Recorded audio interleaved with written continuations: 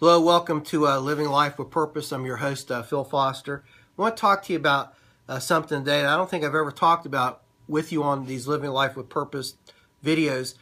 I think we live in a culture driven by success.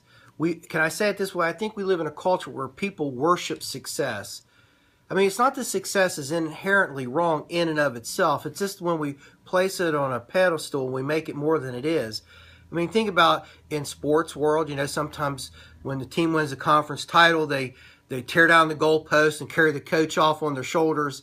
And the next year they don't win the title and they run the bum out of town. And so we see all this around us. And unfortunately, I think it even carries into the church world at times where we measure faithfulness, we measure determination, and a whole bunch of other things by just numbers, nickels, and noise. We see this over and over in the Bible.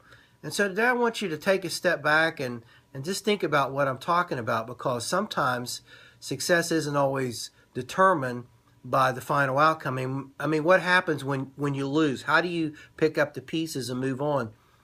Years ago, the book of Hebrews, chapter 11, was a famous book in the Bible, and a lot of preachers spent a lot of time talking about the hall of faith. And that first part of the book is incredible when you read those stories of all the great things that these men and women of faith did for the kingdom.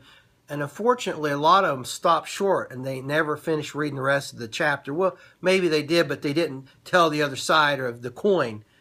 And the other side was, at the end of that book, there were some who were just as faithful, just as anointed, just as great men and women of God, and some of them were fed to lions and were torn asunder and crucified upside down, and some of them lived their whole life and just saw a little bit of fruit. So what I'm saying is that you can't always measure success by just how many people show up in a church or at an event or something.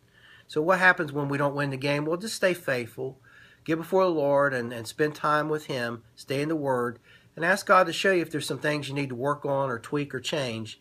In the meantime, know this: the fact that you don't win the gold medal doesn't mean that in the race that you're running that you failed and come up miserable and short.